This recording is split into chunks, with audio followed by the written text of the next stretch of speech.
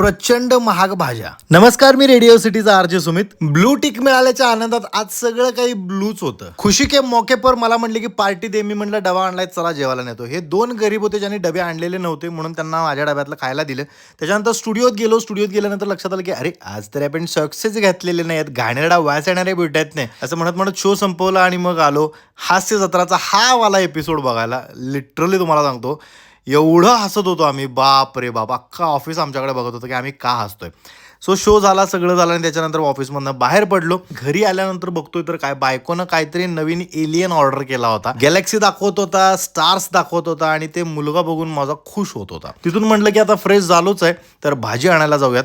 बाळाला घेतलं, बायकोला सुद्धा घेतलं आणि भाजी आणायला पोहोचलो.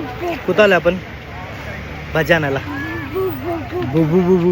गेलं बघू. पालक, भेंडी, वांगी, दोडका, काकडी हे सगळं बायकोनं पिशवीत घातलं. प्रचंड महाग भाज्या म्हणजे शेतकऱ्याला काय फायदा नाही, वेंडरला सगळा फायदा.